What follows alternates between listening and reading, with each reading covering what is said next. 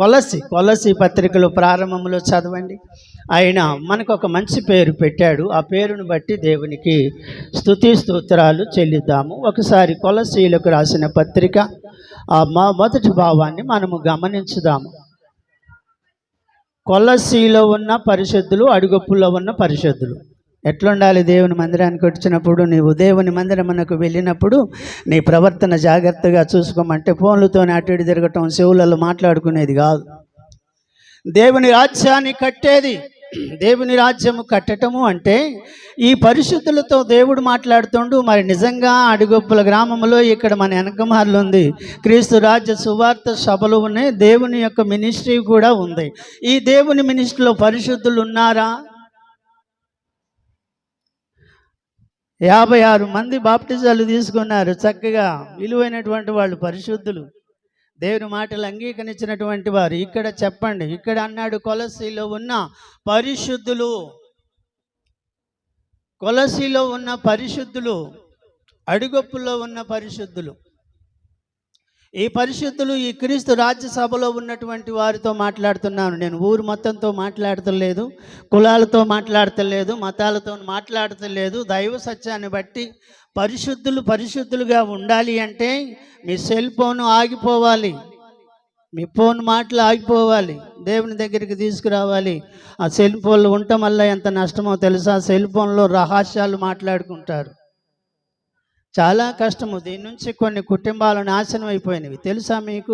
Cell phone అంటే ఈజీగా తీసుకొని మాట్లాడుతున్నారు. దీంట్లో అనేకం కనబడుతున్నవి, దేశమంతా కనబడుతుంది, ప్రపంచమంతా కనబడుతుంది. ప్రపంచంలో ఉన్న మోసాలు కనపడుతున్నవి, న్యాయాలు కనపడుతున్నవి, అన్యాయాలు అక్రమాలు కూడా కనపడుతున్నాయి. దేవుడు నేను పరిశుద్ధుడను, మీరు కూడా పరిశుద్ధులుగా ఉండమని క్రైస్తవులకు చెప్పినటువంటి వర్తమానము.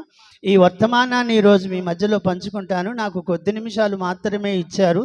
ఆ కొద్ది నిమిషాలు దేవుణ్ణి మీకు చూపించి మరి మాట్లాడతాను. ఇందాక నేను దైవ సేవకులతో రోమా పత్రికలో మరి అయ్యగారు మాకు చదివి వినిపించారు. రోమా పత్రిక 7వ అధ్యాయం మనము గమనించుదాము. దేవునికి స్తోత్రము. 7వ అధ్యాయంలోని చక్కని మార్చులు వివరంగా మనకి చదివి వినిపించారు. ఎవరైనా మీలో చదవగలిగి, అందరు చదువుకున్నారా? ఎంతమంది చదువుకున్నారు? ఒకసారి చేతులు ఎత్తుతారా? సగం చేతులు కాదు, పూర్తి చేతులు ఎత్తండి. చదువుకున్న వారు చక్కగా చదవండి. 18, 19, 20, 21, 22, 23, 24, 25 చివరి వచనము దాకా మనము జ్ఞాపకము చేసుకుందాము. ఘనంగా చదవండి, బలంగా చదవండి, ప్రేమతో చదవండి, ఆత్మతో చదవండి, సమృద్ధిగా చదవండి, అందరికీ అర్థమగు రీతిగా చదవండి. నాయందు అనగా అక్కడ ఆగుదాం. అందరూ చెప్పండి, నాయందు. అందరూ చెప్పాలి, నాయందు, నా శరీరమందు మంచిది ఏదైనా చెప్పండి. అక్కడ మరి మంచిది మన అందరిలో ఉందా? సాకులతో మొదలు పెడుతున్నాను నేను. ఆఖరికి నేను ఇక్కడ మీ దగ్గర కూర్చున్నాను కదా. మంచిది ఏది నివసిస్తుంది? మంచిది ఏదైనా ఉందా? ఈ రచయిత ఎవరు? అపొస్తలుడైన పౌలు. గమనీయుల యొద్ద పరిచర్య నేర్చుకున్నాడు. 14 పత్రికలు రాసినవాడు. నేను క్రీస్తుని పోలి నడుచుకున్నాను, మీరు నన్ను పోలి నడుచుకోమని ఇక్కడ చెబుతున్నాడు. ఈయన ఏమంటున్నాడు? నా శరీరమందు మంచిది ఏదైనా. మరి ఇప్పుడు మనకాడ మంచిది అంటారా? అన్ని చెడే కనబడుతుందంటారా? చూడండి, వాక్యము ఎందుకు మనకు చెబుతున్నాడు? ఈ మాటను మనకి ఎందుకు ఇస్తున్నాడు? దైవ జ్ఞానంతోనే మనము జ్ఞాపకం చేసుకుందాం. మంచిది ఏది లేకపోతే దేవునికి ఇష్టలం అవుతామా? మన శరీరంలో ఉన్నటువంటి అంతా కూడా పాప పరిహారములతో ఉన్నట్లుగా 18వ వచనంలో మనతో మాట్లాడుతున్నటువంటి అపొస్తలుడైన పౌలు గారు మాట్లాడుతున్న ఈ పదాలను మీ ముందు ఉంచాలని, మీరు నేర్చుకోవాలని, మీరు సరి చేసుకోవాలని, ఒక మంచి ఉపదేశము పొందుకోవాలని నా ఆశ ఉన్నది. అందుకని అక్కడ ఏమంటున్నాడు? మంచిది ఏదేను నా పుస్తకాన్ని మూసేసుకోగాకండి, అక్కడే ఉండండి. నేను ఆ మాటలే మీకు మరలా మరలా చెప్తాను. మంచిది ఏదైనా నేను ఎరుగుదును, ఆ మేలైనది చేయవలనను కోరిక నాకు కలుగుచున్నది గాని దానిని చేయుట నాకు కలుగటలేదు.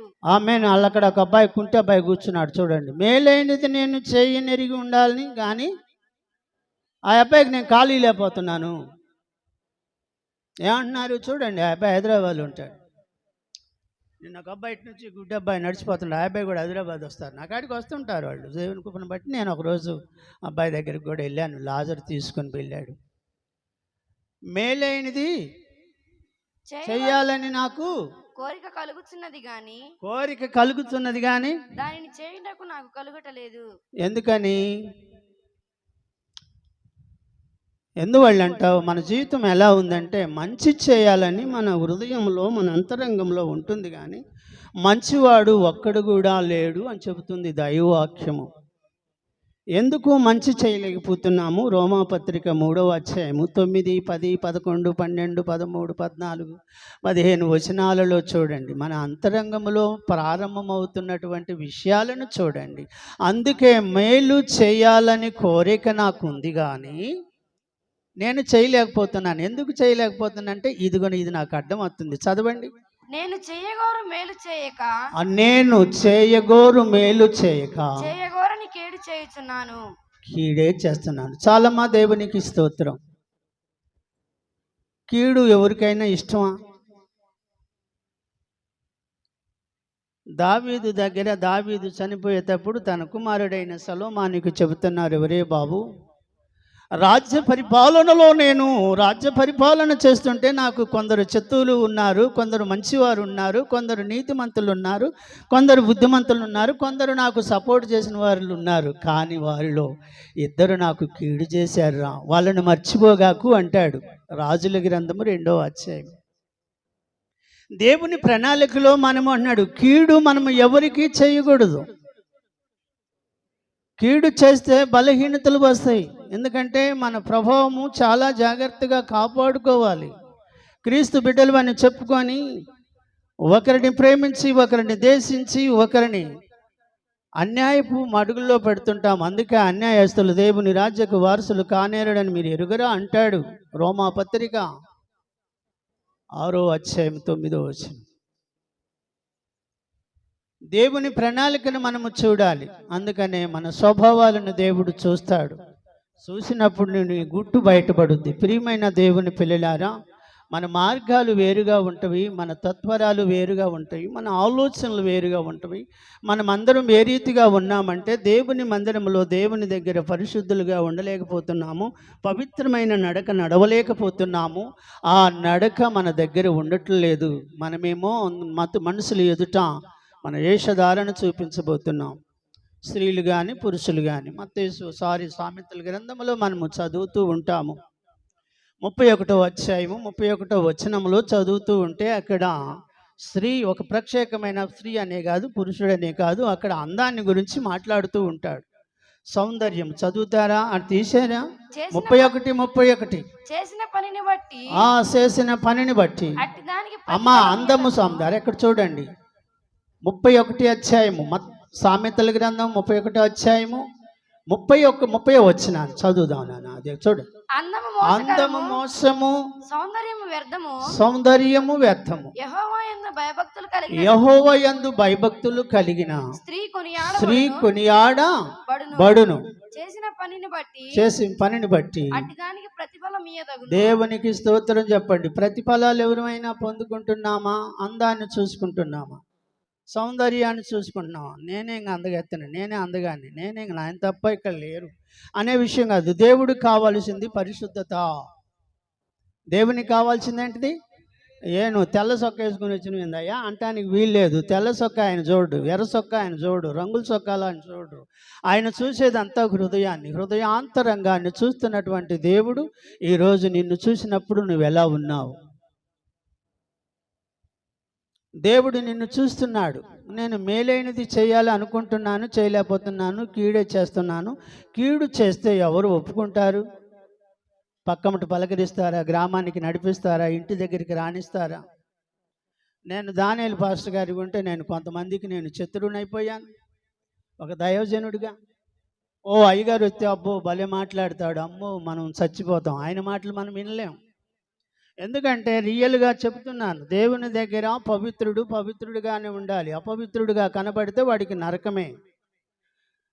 ఏదో తాత్కాలికమైన మాటలు మీకు చెప్పడానికి నేను ఇక్కడికి రాలేదు, కానీ నేను కూడా వచ్చి ఇక్కడ నేర్చుకోవాలని వచ్చాను.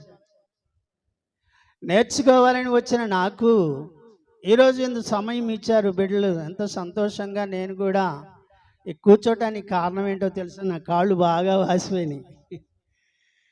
నేను నిలబడాలంటే నేను ఇంకా ఎక్కువ వాసిపోతాయి, అందుకని నేను కూర్చోవటానికి ఇష్టపడ్డాను. పాస్టర్ గారు నిలబెట్టి చెప్పాలి కదా, కొంతమందికి ఆలోచన వస్తుంది. అందుకని యవ్వనస్తులు ఈ దేవుని వాక్యాన్ని వినాలి.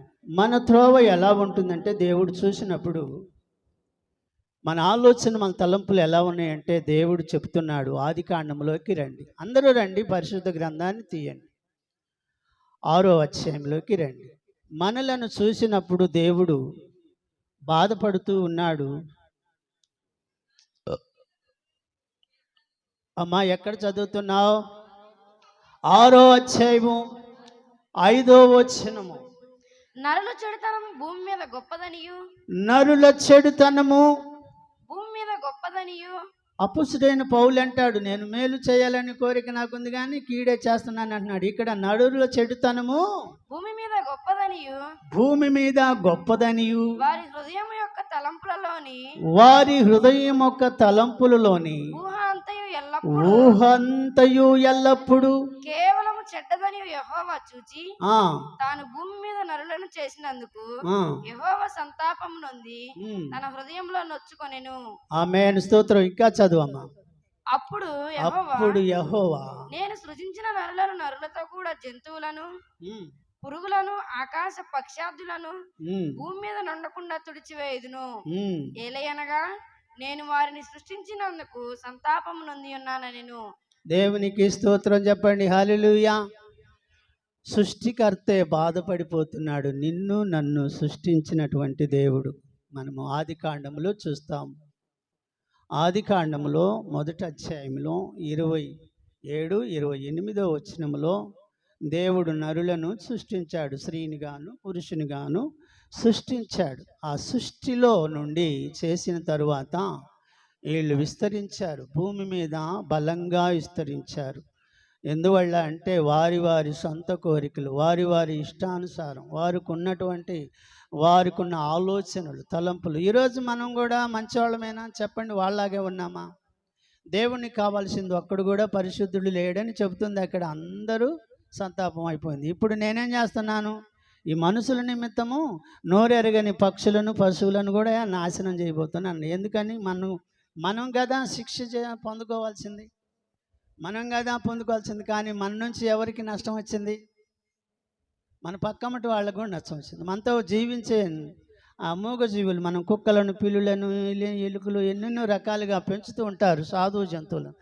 మన నుంచి వాటికి కూడా ప్రాణం పోయే అవకాశం ఉంది.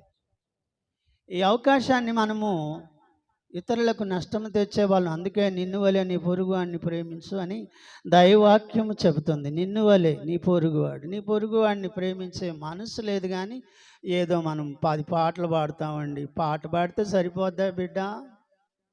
మైకు పట్టుకొని కేక వేస్తే సరిపోద్దా బిడ్డ? నీ హృదయం ఎట్లుంది? నరుల చెడుతనం ఎట్లుంది? మైకులు పట్టుకొని పాడతారు, పరిశుద్ధ గ్రంథం ఎరగరు, దేవుని మాటలు వినరు. నీ గొంతు ఎవడికి కావాలి? నీ పరిశుద్ధతను చూపించు. నీ నడవడి, నీ మాట, నీ క్రియ, నీ ఆలోచన, నీ తలంపు, నీ ఉద్దేశములు దేవుడు చూస్తున్నాడని చూసినప్పుడు ఎట్లుంది? ఆయన చూస్తున్నాడు పరలోకములో నుండి. 5వ వచనంలో 5-6 వచనాలు చూసినప్పుడు ఎలాగున్నది అంటే, ఆయన చూసినప్పుడు చాలా భయంకరంగా ఉంది. ఇంకా ఒక మాట చెబుతున్నాను, సంకీర్తనలోకి రండి. తెలుసా సంకీర్తన అంటే? సంకీర్తనలో 14వ వచనంలోకి రండి. 14వ అధ్యాయంలోకి రండి. 14వ అధ్యాయంలో 3వ వచనములో ఉన్నది. 3, 4, 5 చూడండి. వారందరూ దారి తొలగి బొత్తిగా చెడి ఉన్నారు. అడుగొప్పుల వాళ్ళందరూ రాజ్య సువార్త సభలో మందిరానికి వచ్చే వాళ్ళందరూ వినాలి. మీరు మందిరానికి వస్తున్నారు కదా, ఇప్పుడు చదవండి. వారందరూ దారి తొలగి బొత్తిగా చెడి ఉన్నారు. చెడిపోయిన వాళ్ళేనా ఇక్కడికి వచ్చేది? ఎవరు వస్తున్నారు నాకు చెప్పాలి ఇక్కడ సమాధానం. మందిరానికి వచ్చినట్టే ఉన్నారు. చెడిపోయిన ఆలోచన కలిగిన వారు ఇక్కడ ఉండకూడదు, మందిరంలోకి రాలేరు. నీవు దేవుని మందిరమునకు వెళ్ళినప్పుడు నీ ప్రవర్తన అంతటిని కాపాడుకోలేదు కానీ త్రోవ తప్పు కనపడుతున్నారు ఇక్కడ. ప్రియమైన దేవుని సంగమా, అడుగొప్పుల గ్రామంలో మహాభక్తుడు పరిశుద్ధుడు దేవుని యొక్క సవాసములో కలిగినటువంటి లాజరు గారు ఇక్కడ ఒక భక్తిపరుడు, నిజంగా నిదాన పరుడై సమాధానకర్త అయినటువంటి దేవుడు. నేను బాలుడిగా ఉన్న కాడి నుంచి తన విషయంలోను, తన అన్నదమ్ముల విషయంలోను, తన కుండి విషయంలోను ఎంతో శ్రద్ధగా కలిగి నేను ఇన్నేళ్లుగా వారితో ఉండటం జరిగింది.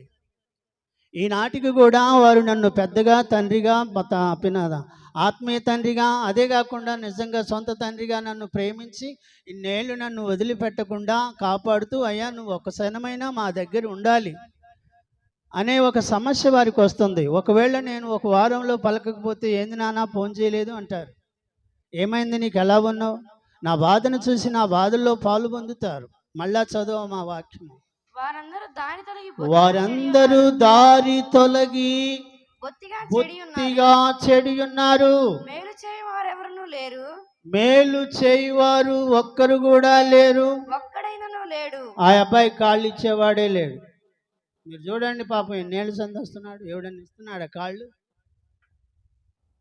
మరి పరిశుద్ధుల దగ్గర వర్తమానం ఉండాలి కదా, ఆ శక్తి ఉండాలి కదా, ఆ పవిత్రత ఉండాలి కదా. అప్పుడు కదా నీవు బాప్టిజం మారు మనసు పొంది. దానికే అంటాడు, మారు మనసు పొందవలసినటువంటి అవసరం నీకు లేకుండా ఏదో బాప్టిజం తీసుకొని నీళ్ళలో మునిగితే నేను బాప్టిజం తీసుకున్నాను, ఈ రోజు నుంచి నేను పవిత్రుడిని పరిశుద్ధుని అంటే ఒప్పుకోడు దేవుడు.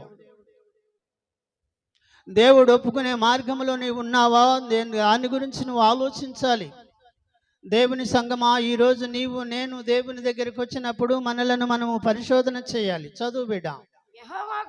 యెహోవాకు ప్రార్థన చేయవారు లేరు. పాస్టర్ గారు చెప్పినప్పుడు ప్రార్థన చేసేవాళ్ళు ఒకవేళ రమాయి ఇట్లా ఇక్కడ రమాయి తల వంచుకో ప్రార్థన చేయమని అంటే ప్రార్థన చేద్దాం. నన్ను ప్రేమిస్తాడండి మా పాస్టర్ గారు. ఎందుకు కావాలి నీ ప్రార్థన? చెప్పినప్పుడే కాదు, నీ ప్రవర్తన. నేను ఒక అమ్మాయి గారి, ఒక ప్రార్థనా పరులు గారి ఇంటికి నేను హైదరాబాద్లో ఉంటాను కదా, ఒకళ్ళు నన్ను అప్పుడప్పుడు పిలుస్తుంటారు.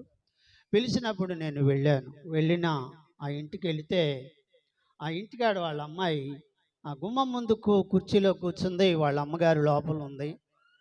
మమ్మీ కేక వేశారా, నేను రమ్మన్నారు నన్ను, నేను వచ్చానురా అంటే, అంకుల్ నువ్వు కూర్చోండి, వాటర్ ఇస్తాను తాగండి కూర్చోండి అన్న. ఏంట్రా మమ్మీ లేదా ఏంటి? నాకు అనుమానం వచ్చేసింది.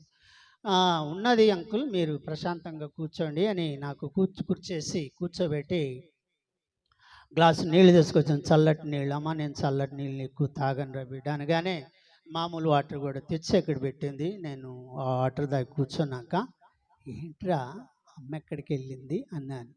అంకుల్ అరవగాకు. ఏంట్రా అంటే, మా మమ్మీ ప్రార్థన సమయం ఇది. హల్లెలూయా. ఏమంటుంది? చిన్న బిడ్డ చెబుతుంది, మౌనంగా ఉండు అంకుల్, పెద్దగా అరవగాకు. ఏమిటమ్మా అంటే, మా మమ్మీ గారి ప్రార్థన సమయం. ఎప్పుడన్నా మీరు ప్రార్థన సమయాన్ని జ్ఞాపకం చేసుకున్నారా? తెల్లవారుజామున కానీ, మధ్యాహ్నం కానీ, సాయంత్రం కానీ.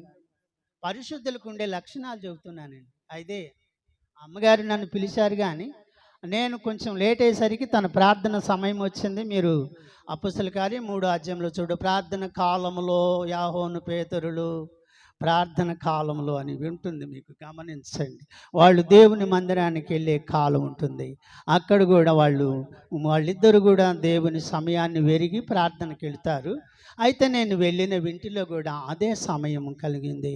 అయితే నేను కొంచెం సేపు కూర్చున్నాను. అంకుల్ కూర్చో, మమ్మీ వస్తుంది, ప్రార్థన సమయంలో ఉందని. నిజంగా మరి ఆ అమ్మాయి దగ్గరికి నేను అక్కడ కూర్చున్న కాసేపటికి మరి ప్రార్థనలో నుంచి వస్తుంది అమ్మాయి. ఆ అమ్మాయి ప్రార్థనలు వస్తుంటే ఆ అమ్మాయి ముఖం తేజస్సు ఎంతో సౌందర్యంగా కనబడుతుంది నా కంటికి. హల్లెలూయా! ఎంత పవిత్రంగా కనపడుతుందంటే దేవదూత రూపంలో ఆ అమ్మాయి లేచి వచ్చి, అయ్యగారు వందనాలు, మీరు మేము పిలవగానే వచ్చారు, మీ గురించి అయ్యా నన్ను క్షమించండి, నేను నా ప్రార్థన సమయానికి అంటే నేను కూడా ఆ ప్రార్థన సమయాన్ని వాళ్ళతో పాటు ఉన్నాను కాబట్టి, అంకుల్ మీరు కూడా నాతో కలిశారు, కానీ మీరేమో దూరా కూర్చున్నారు, నేనేమో లోపల కూర్చున్నాను అంటే ఒక ప్రార్థనా పరులై ఉండాలి, పరిశుద్ధులుగా ఉండాలి, నేర్చుకోవాలి. బాప్టిజాలు తీసుకుంటే సరిపోదు, ప్రార్థన చేసే ఒక మంచి మనసు కలిగి ఉండాలి, సమయాన్ని వెరిగి ఉండాలి. ప్రార్థన అనగానే బైబిల్ పెట్టుకొని పరిగెత్తుకొని రాకూడదు. ఇంటికాడ మోకరించాలి, స్నానం చేసుకోవాలి, కళ్ళు మూసుకోవాలి, ప్రార్థన చేయాలి, ప్రభువా ఈరోజు నాతో మాట్లాడతావా అని ఇంటికాడనే వాగ్దానముతో ఉండాలి. అందుకే మళ్ళా రెండమ్మ సంకీర్తనలోకి, సంకీర్తన 14లోకి రండి. అక్కడ ఆహారము మింగినట్లు నా ప్రజలను మింగుచు పాపము చేయి వారికి అందరికి తెలివి లేదా? పాపము చేయువారు బహుగా భయపడుదురు. భయం ఉన్నంత కాలము పాపం ఉంటది, పాపం ఉన్నంత కాలము భయం కూడా ఉండదు. ఆయన ఏం చేస్తాడు? నన్ను ఏం చేయలే, లావుకున్నాడు, ఎత్తుగా ఉన్నాడు, ఏం చేయలేడు, వద్దు సోంబేరి అన్నట్టుగా లెక్కలేనటువంటి పురుషులు అంటారు, స్త్రీలు కూడా అంటారు, సరైన వాడు కాదండి, వీడు మగవాడు కాదనే వాళ్ళు కూడా ఉన్నారు. వీడు పనికి మాలిన వాడండి, త్రాగుబోతు, వ్యభిచారి, అబద్ధీకుడు, వీడు కాపురానికి పనికిరాడు వాడని స్త్రీలు అనేవాళ్ళు ఉన్నారు. ఇదిగో ఇతనిని చూస్తే ఇతడా చూడటానికి గాంభీర్యమే గొలియాతులాగా ఉన్నాడు, కానీ ఒక్క దెబ్బకు చచ్చిపోతాడు అంటారు. ఇది అలాంటిది కాదు. మన దేవుని రాజ్యంలో మనము పవిత్రులుగా ఉండాలి, సవాలు చేసి మరి నిలబడాలి, ముఖ రూపముగా నిలబడి ఆయన శక్తితో మనము ముందుండి ఆయన ముఖము చూసుకుంటా నేనున్నాను ప్రభు అని చెప్పగలగాలి. సామేలులాగా మొదటి సామేలు 3వ అధ్యాయంలో మీరు కనబడుతుంది, నేనున్నాను, వింటున్నాను, సెలవియండి ప్రభు అంటాడు. అందుకనే సెలవు లేని బిడ్డలముగా మనం ఉండకుండా మనలను మనము పవిత్రమైన అటు ఇటు చూడగాకండి, పిల్లల్ని మాట్లాడగాకండి, నా వైపు చూడండి, వాక్యం వైపు చూడండి, తలలు వంచుకోగాకండి. తలలు వంచుకుంటే చిగ్గుపడిపోయినట్లు. అర్థమవుతుందా? ముఖాముఖిగా నేను మీ ముందు కూర్చున్నాను, నా వైపు చూస్తున్నాడు ఒక అబ్బాయి, బాగా చూస్తున్నాడు, నేర్చుకోవాలి. అదే మనకి కావలసినటువంటి ఈ ప్రత్యేకత. ప్రియమైన దేవుని సంగమా, దేవుని బిడ్డలారా, మనము ఒక మంచి మార్గంలో ఉండాలి. మనము దేవుని మందిరానికి వస్తున్నాం, పవిత్రతను పంచుకోవాలి. అందుకే ప్రభువారు చెబుతున్నాడు, నేను పరిశుద్ధుడు, లేవి కాండంలో చెబుతాడు, నేను పరిశుద్ధుడను, మీరును పరిశుద్ధంగా ఉండండి. పరిశుద్ధత ఉన్నవాడినే ఎంటబెట్టుకొని పోతాడండి. ఒక ఎమ్మెల్యే వస్తుంటాడు అనుకోండి, ఒక మంచి నూతనమైన వస్త్రములు వేసుకొని పరిశుభ్రంగా ఉన్నవాడినే హాయ్ బాయిగా మెడల మీద చేయి వేసి మనోడేరా, మన పార్టీరా అనుకుంటా కూర్చోబెట్టుకుంటాడు. ఈరోజు మనము కూడా అపవిత్రంగా వెళితే మన ప్రభు అయిన దేవుడు నాతో పాటు మీరు లేరమ్మా, మీరు దూరంగా ఉండమని చెప్పడానికి అవకాశం ఇవ్వకూడదు. మనం దేవుని పిల్లలం, మనం పేరు పెట్టుకున్నాం. నేను ఎవరిని అంటే నేను ఎవరినో తెలుసా, యేసుక్రీస్తు బిడ్డని అని చెప్పే ఒక సాక్ష్యంలో మనం ఉన్నాము అంటే మన జీవితము కరెక్ట్గా నిలబడాలి. దారి తప్పిపోయిన వాళ్ళు మన త్రోవలు అలాగుండవు. యెషయా గ్రంథము 53 6వ వచనములు అంటాడు, వివరంగా మాట్లాడుతున్నాడు. ఎక్కడుండే వాళ్ళందరూ, వీళ్ళందరూ అమ్మా, వీళ్ళందరూ ఎక్కడున్న వాళ్ళు? మనమందరం అంటే ఎవరు? ఎక్కడున్నారు? మందిరంలో ఉన్నవాళ్ళు, సంఘంలో ఉన్నవాళ్ళు, క్రీస్తు రాజ్యంలో ఉన్నవాళ్ళు, క్రీస్తు బిడ్డలు, బాప్టిజాలు తీసుకున్నవారు, మారు మనసు పొందిన అన్నవాళ్ళు. ఇంట్లో గొడవలు, బయటలో గొడవలు. ఆయమ్మాయిని చూస్తే ఈ అమ్మాయికి ఒప్పుకోదు, ఈ అమ్మాయిని చూస్తే ఆయమ్మాయి ఒప్పుకోదు. ఎక్కడ మనం అందరమే, ఇక్కడ అన్నా మనం అందరం అంటే పాస్టర్ గారు కూడా ఉన్నాడు ఇక్కడ. దానియేలు పాస్టర్ గారు లేడా? మనమందరం చదవండి అమ్మా. అక్కడ మనమందరమీ గొర్రెవలే త్రోవ తప్పితిమి, మనలో ప్రతివాడు నాకు ఇష్టం అంటే అది ఈ అబ్బాయి కళ్ళద్దాలు పెట్టుకున్నాడు. ఈ అబ్బాయి అంటే నాకు బో ఇష్టం, ఆ అబ్బాయి అమ్మటే కూర్చుంటా.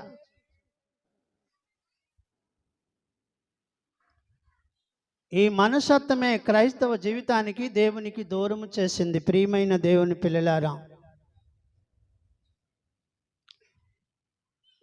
మనకి నచ్చిన పనే చేయాలని చూస్తాం, కానీ దేవునికి నచ్చిన పని ఎక్కడా చేసిన వాళ్ళని ఇక్కడ నేను చూడలేదు. నాకు కళ్ళు పోయి వచ్చి ఇప్పుడు 26 సంవత్సరాలు 26 సంవత్సరాలు సేవ పరిచర్యలో పాలు పొందొచ్చు. ఈ పరిశుద్ధ గ్రంథాన్ని చదివినప్పుడల్లా నాకు మళ్ళీ ఎందుకు కళ్ళు ఇచ్చావు నాయన, గుడ్డోడిగా ఉంటే బెస్టేగా ఉండేది, ఎందుకంటే చూడరాని చూస్తున్నా. కనబడగానే నాకు బాధ అనేది, పలానా అమ్మాయా పలానా అబ్బాయా, ఏంటి వీళ్ళు ఇలాగ ఉన్నారు, ఏంటి వీళ్ళు దేవుని బిడ్డలే కదా, ఎందుకు వీళ్ళలో మార్పు, వీరు నోటి మాటలేంది అలాగున్నాయి, గొర్రెల వలే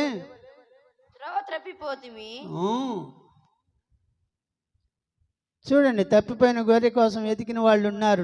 అంటున్నాడు, ఒక ఆయనకి 100 గొర్రెలు ఉన్నాయంటే 100 గొర్రెలలో ఒకటి తప్పిపోయిందంట. ఒక గొర్రెని ఎత్తుక్కుంటూ ఇంటికి వెళ్ళాడట. ఎతికినప్పుడు ఇంటికాడికి వెళ్ళి సంతోషించాడంట. ఒక్క గొర్రె కోసం చూచాడు, కానీ 99 అవసరం లేదు.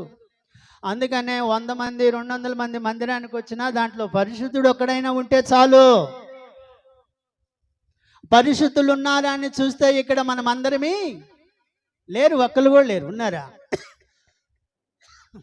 మరి ఎందుకు మనం బాప్టిజాలు తీసుకున్నాం, మారు మనసు పొందాం, రక్షణ పొందాం, సువార్తకిస్తున్నాం, ప్రార్థన, ఉదయకాల ప్రార్థన, మధ్యాహ్నం ప్రార్థన, సాయంకాలం ప్రార్థన, పెద్ద మీటింగులు, పెద్ద సభలు, మహా మీటింగులు పెట్టుకుంటుంది ఎందుకు? మరి లాజరు గారు ఈ పాపాలన్నీ పోవడానికి ఇప్పుడు మీకు చూపించాయని ఉండకూడదు, సొంత త్రోవలు ఉండకూడదు. దైవశాఖలు చెప్పినటువంటి వారిలో నక్షత్రముతో మనం పాటు నడవాలి. ఆనాడు జ్ఞానులు నడిచారు. నక్షత్రాన్ని చూసి ఎక్కడికి నడిచారు? యేసుక్రీస్తు పాకాలోకి నడిచారు. ఆ పాక క్రీస్తు రాజ్య సువార్త సభ మందిరము. ఇదే దేవుని యొక్క ప్రణాళికలోకి మనం రావాలి. దేవుని రాజ్యము సంపాదించుకోవడానికి మన ప్రయత్నము ఎంతో విలువైనది. ప్రియమైన దేవుని సంగమా, దేవుని చిత్తాన్ని వెరగాలి. మనకు అడ్డుగా ఉన్నాయన్ని తొలగించుకోవాలి. 59 యెషయా గ్రంథం 59. రక్షింపనేరకై ఉండినట్లు. అమ్మా కింద వచనం చదువు. ఇంకా మీకును మీ దేవునికి కానించి చదువు. మీ దోషములు మీకును మీ దేవునికి అడ్డముగా వచ్చెను. మన కాడ ఏం దోషాలు ఉన్నాయి? భలేవాడు పట్టింది పాస్టర్ గారు. మా కాడ ఏం దోషాలు ఉన్నాయి? ఎవరికి అడ్డం వచ్చినాయి? దేవుని దగ్గరికి చేరేది లేదు. బాప్టిజం తీసుకో, ఏమన్నా చేసుకో. ఏ పరిస్థితుల్లో నువ్వు ఉన్నావు, దేవునికి అడ్డం వచ్చేది ఏది ఉన్నా అది బాప్టిజం తీసుకున్నా ఉపయోగపడదు, ఒడ్డుకొచ్చి గుడ్డ కప్పుకున్నా ఉపయోగపడదు. కానీ దేవుని చిత్తాన్ని నెరవేర్చే బిడ్డలుగా ఉన్నప్పుడే ప్రభు అయిన దేవుడు నిన్ను అదురుచాడు. నేను మంచి చేయాలనుకుంటున్నాను, కీడు చేస్తున్నాను అంటున్నాడు అపొస్తలులైన పౌలు వారు. ఆయన మహాభక్తుడు, నిజమైన దేవుడు, పరిశుద్ధమైనటువంటి వ్యక్తిగా ఉన్నాడు. ఆయన రాజ్యాన్ని కట్టడానికి ఇంత ప్రయత్నం చేశాడు. ఒకప్పుడు దేవునిగా నేను హానికరుడను అన్నాడు. హానికరుడైన వాడు చెబుతున్నాడు, అయ్యో మంచిది ఏది నాలో ఉండదేమో, అయినా నేను మేలు చేయాలనుకున్నాను, కీడే చేస్తున్నాను అంటే ఆయన చేసిన పనులన్నీ దేవునికి వ్యతిరేకంగా ఉన్నట్లుగా మనము చూస్తున్నాము. మన శరీరంలో మంచిది గనుక లేకపోతే దేవుడు ఒప్పుకోడండి. మన శరీరము దేవుని యొక్క సంఘానికి వధు సంఘముగా సిద్ధపడినటువంటి వారి మనమందరమే. ఈ వధు సంఘంలో పవిత్రత ఉండాలి, పరిశుద్ధత ఉండాలి, అలంకరణ ఉండాలి, అందం ఉండాలి. అందాన్ని మనము కాపాడుకునే ఒక మంచి మనుషులముగా ఉండాలి. పాపము మనల్ని వేలకుండా కాపాడుకోవాలి. మీకును మీ దేవునికి అడ్డముగా వచ్చెను. మీ పాపములు ఆయన ముఖమును మీకు మరుగుపరచెను గనుక ఆయన ఆలకింపకున్నాడు. అయ్యా ప్రభువా నీ నామమును దెయ్యాలు ఎల్లగొట్టంటే ఆయన ఆలకించడట. ఈరోజు మనం ఆలకిస్తాం, దేవుని మందిరానికి వస్తాం, ఏదో ఎరగినట్టు ప్రజలు చూడటానికో పాస్టర్ గారు చూడటానికో పక్కంటోళ్ళు చూడటానికో మోకరిస్తాం, ప్రార్థన చేస్తాం. అబ్బా ప్రార్థన పర్వాలు వచ్చిందండి అని చెప్పడానికి. దేవుని వాక్యముని చెవును ఎక్కదు, కానీ ప్రార్థన మనసులు చూపించడానికి రాగాకు. ప్రార్థన విలువైనదే. పరిశుద్ధ గ్రంథంలో ఉన్నటువంటి సత్యాన్ని మనం గ్రహించాలి. మంచిది ఏది మానవుల్లో నివసించదు కాబట్టి ఆ మంచిదాన్ని, ఆ చెడ్డదాన్ని తీసివేయటానికే మన ప్రభు అయిన దేవుడి పరలోకము నుండి భూలోకానికి వచ్చాడు. ఈరోజు నీలో ఏమి లేకుండా చేయటానికి మన ప్రభు అయిన యేసు క్రీస్తు వారితోనున్నాడు. ఒకరోజు నేను గుడ్డివాడిగా ఉన్న పరిస్థితులను, నిజంగా ఇంటి ముందు కూర్చున్నటువంటి నా పరిస్థితిని, నీళ్లు లేని విషయం, వస్త్రాలు లేని విషయం, ఆహారం లేని విషయంలో నేను దేవుని దగ్గరికి వచ్చాను. దేవుని పిల్లలారా, ప్రార్థన సమయాన్ని మనం ఎరుగుండా స్త్రీ కూడా చూడండి. అందుకనే క్రైస్తవ బిడ్డలారా, పవిత్రంగా ఉండటం నేర్చుకోండి. అబద్ధాలు చెప్పగాకండి. అన్యాయంలో, అక్రమాలలో మీరు మునిగిపోకూడదు. దేవుని బిడ్డలుగా ఉండాలి అంటే పవిత్రతను నేర్చుకొని పరిశుద్ధతను కలిగి జీవించటం నేర్చుకోండి. దేవుని రాజ్యము కావాలి అంటే క్రీస్తులో కడగబడిన వారుగా ఉండాలి. అందుకనే మన ప్రభు అయిన దేవునితో మన సవాసము ఎంతగా ఉంటుంది అనేది మనము గమనించాలి. ప్రియమైన దేవుని సంగమా, దేవుని బిడ్డలారా, ఈ మాటలు మీరు శ్రద్ధగా వింటున్నారని నేను నమ్ముతున్నాను. మొదటి యోహాను పత్రిక 1వ అధ్యాయంలోకి రండి. దేవుని చిత్తాన్ని మీకు జ్ఞాపకము చేస్తాను. మొదటి యోహాను పత్రిక 1వ అధ్యాయము 8వ వచనాన్ని చదువుదాం. 8వ వచనము, మనము పాపము లేని వారమని చెప్పుకొనిన ఎడల మనలను మనమే మోసపుచ్చుకొందుము. అది అమ్మా, పాపము లేని, మాకు ఏ పాపము లేదు కానీ అని మనం ఎప్పుడూ వండుకోకూడదు. అందరూ పాపము చేసి దేవుడు అందుకంటాడు రోమపత్రికలో 3:23లో, ఏ భేదము లేదు, అందరూ పాపము చేసి దేవుడు అనుగ్రహించు మహిమను పొందలేకపోతున్నారని దైవ వాక్యము చెలవిస్తుంది. అందుకనే దేవుడు దగ్గర మనం పవిత్రులుగా, పరిశుద్ధులుగా ఉండవలసినటువంటి బాధ్యత మన ప్రభు అయిన దేవుడు మనతో చెబుతున్నాడు. 1 పేతురుకు 1వ అధ్యాయంలో మనము 1వ అధ్యాయం 15, 16, 14 వచనాలు మనం వచ్చినాం. చూడండి, 14, 15, 16 వచనాలు చదవండి. నేను పరిశుద్ధుడనై ఉన్నాను గనుక మీరును పరిశుద్ధులుగా ఉండుడని కాగా మీరు విధేయులకు పిల్లల వలె మీ పూర్వపు అజ్ఞాన దశలో, మా ఆజ్ఞ దశలో కాదు, అజ్ఞాన దశలో మీకుండిన ఆశలు మీకున్న ఆశలు, నాకు ఈ అబ్బాయి కావాలి, నాకు ఆ అమ్మాయి కావాలి, నాకు ఆ ధనం కావాలి, ఐ వాంట్ ఏ అనుసరి జ్ఞాపకం చేసుకోండి. హాంటి హీ, హాంటి వా, ఇవన్నీ మనం చెప్పకూడదు. ఏది పడితే అది కోరుకోకూడదు. దేవుని పిల్లలమైనటువంటి మనము అజ్ఞాన దశలో మార్గాలు కోరుకోకూడదు. అది నెరవేరలేదని చింతపడకూడదు. దేవుని బిడ్డలముగా, పవిత్రులుగా మనలను పిలిచటానికి దేవుడు పవిత్రులుగా ఉండటానికి పిలిచాడు కానీ పాపులుగా ఉండటానికి పిలవలేదు. అందుకనే పాపములో నుండి మనలను బయటికి రప్పించినటువంటి మహాదేవుడు. అందుకనే మన హృదయం నిండా దేవుని వాక్యం ఉండాలి, దేవుని మాటలు ఉండాలి, ఆయన చెప్పిన ఆజ్ఞలు పాటించాలి. ఆ పాటించినప్పుడే మన హృదయంలో దేవుడు ఉంటాడు. ఆ దేవుడితోని మనము అడిగిన వరములన్నీ పొందుకుంటాము. యోహాను సువార్త 15వ అధ్యాయం 7వ వచనంలో మాట్లాడుతున్నాడు, నా యందు మీరును మీ యందు నా మాటలను నిలిచియున్న ఎడలా మీకేది ఇష్టమో అడుగుడి. ఏ అబ్బాయి ఇష్టమో అడుగుడి, అది మీకు అనుగ్రహింపబడును. ఉందా? ఏ అబ్బాయి ఇష్టమో మీరు అడుగుడని ఉందా? ఏ అమ్మాయి ఇష్టమో మీకు అడుగుడని ఉందా? మీకు ఏది ఇష్టమో అంటే నాకు దేవుడు ఇష్టమని చెప్పగలగాలి, నా ప్రభువుతో నేను ఉన్నానని చెప్పగలగాలి. మీకు ఏది ఇష్టమో అడుగుడు, అది మీకు అనుగ్రహింపబడునంటాడు. మత్తయి సువార్తలో 6వ అధ్యాయం 33లో మాట్లాడుతున్నటువంటి మాట మరి ఒక మాట ఉంటుంది. మొదట ఆయన నీతిని, ఆయన రాజ్యమును, అప్పుడు అవన్నీ మీకు అనుగ్రహించబడును. మనము దేవుని యొక్క పిల్లలముగా ఏది పడితే అది అనుగ్రహించబడుతుందని మనము పరుగులెత్తకూడదు. దేవుని పిల్లలముగా మనలను మనము పరిశోధన చేసుకోవాలి. దైవాకానుసారంగా ముందుకు సాగాలని మరొకసారి మీకు జ్ఞాపకం చేస్తున్నాను. పవిత్రమైనటువంటి జీవితాన్ని మనం పొందుకుందాము, దేవుని చిత్తాన్ని వెరుగుదాము, దేవుని ఆలోచనలు మనం ఎరిగి ముందుకు సాగుదాము. చివరిగా ఒక మాట చెప్పి నేను ముగిస్తాను. సమయం దాటిపోతుంది, నాకు ఇచ్చిన సమయం. సామెతల గ్రంథము 20వ అధ్యాయంలోకి రండి. సామెతల గ్రంథము 20వ అధ్యాయం చివరిగా ఒక మాట మీకు చెప్పి ముగిస్తాను. 29వ వచనము, 29వ వచనం, నా హృదయమును శుద్ధపరచుకొని ఉన్నాను. పాపమును పోగొట్టుకొని పాపమును పోగొట్టుకొని పవిత్రుడు నైతిని అనుకొనదగిన వాడెవడు? ఆ పాపమును పోగొట్టుకొని పవిత్రుడు అగదగిన వాడెవడు? వేరు వేరు తూనికరాళ్ళు వేరు వేరు కూచములను ఈ రెండును యెహోవాకు హేయములు. దేవునికి స్తోత్రం. అవన్నీ కూడా పవిత్రత లేనివి, పరిశుద్ధత లేనివి, కాటాలో వేసినప్పుడు తోగబడినటువంటి పరిశుద్ధులుగా ఉండాలని దైవవాక్యము చదివిస్తుంది. ప్రియమైన దేవుని సంగమా, దేవుని పిల్లలారా, దేవుని మాటలు మనం విందాము. ఇంతవరకు మనము పవిత్రత ఉండాలి. మనం ఎలా ఉండాలట?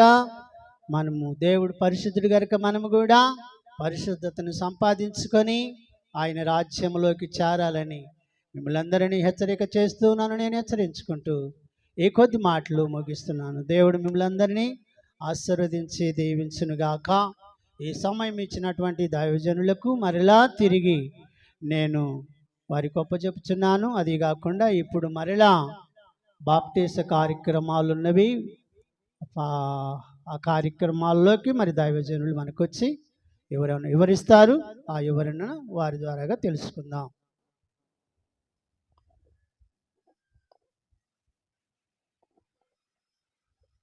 చక్కటి మాటల చేత మనల్ని బలపరిచినటువంటి ఆత్మీయ తండ్రి దైవజనులు దానిలయ్య గారికి నా హృదయపూర్వకమైన వందనాలు తెలియజేసుకుంటున్నాను. సమయంలో మన మధ్యలో ఉన్నటువంటి మహేష్ పాస్టర్ గారు ప్రార్థన చేస్తారు.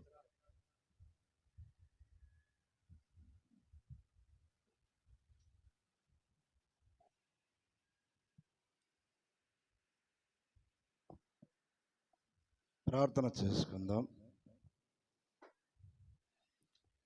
మధ్యాహ్న కాలము ఆకలైనప్పుడు దేహానికి ఆహారము అవసరము కదా.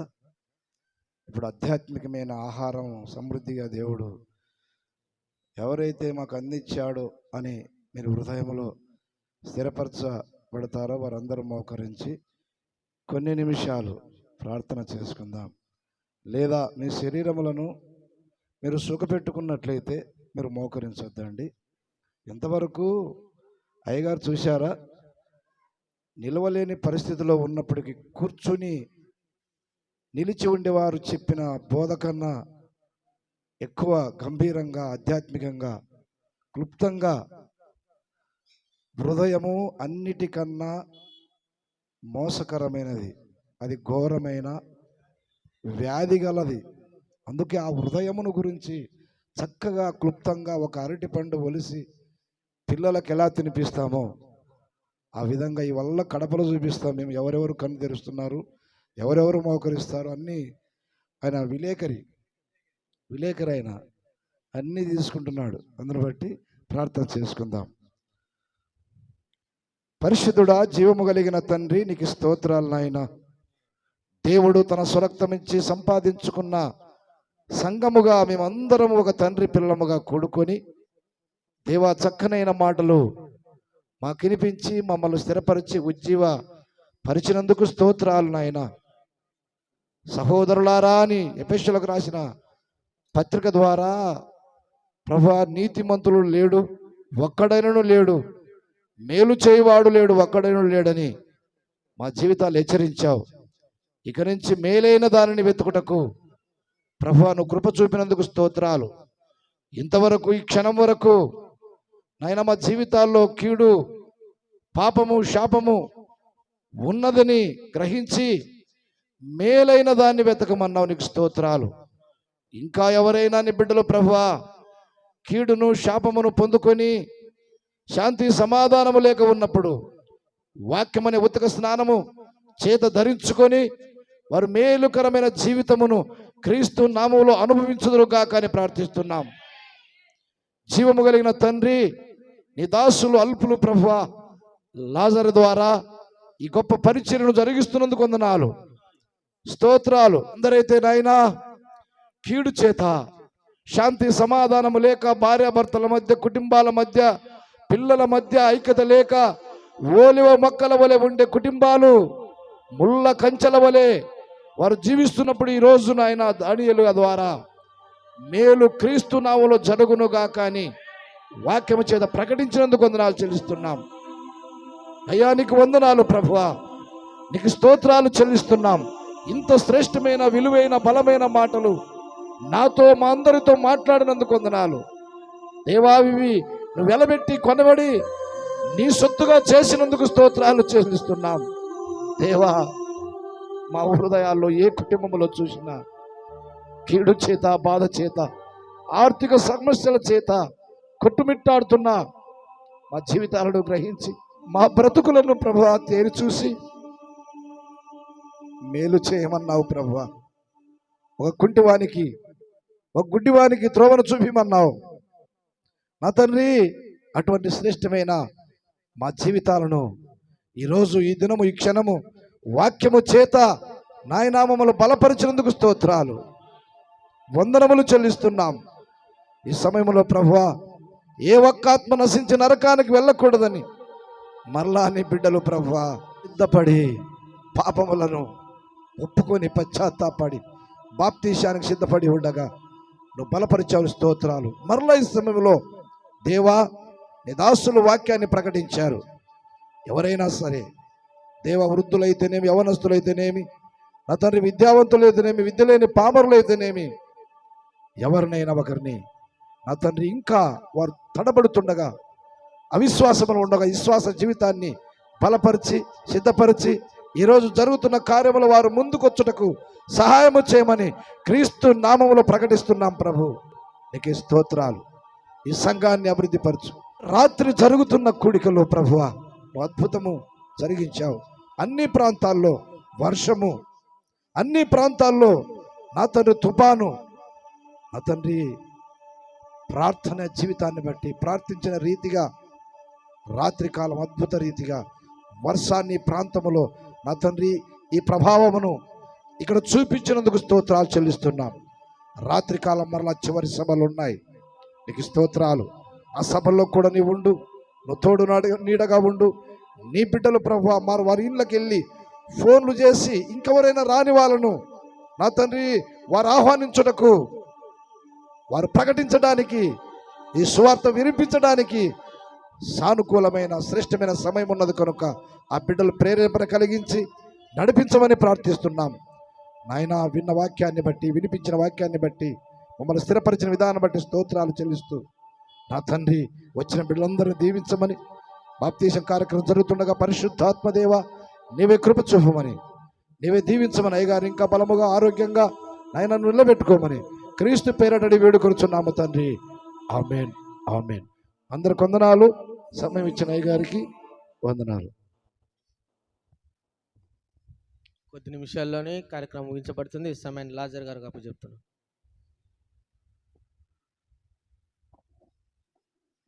Praise the lord. హల్లెలూయా. మనం చివరాఖరిలో ఉన్నాం ప్రియులారా. ఈ సమయంలో బాప్తిసం పొందగోరిన వారు దయచేసి ముందుకు రండి. మీరు ఎవరైతే బాప్తిసాల కొరకు సిద్ధపడ్డారో ముందుకు రమ్మని ప్రేమతో ఆహ్వానిస్తున్నాను.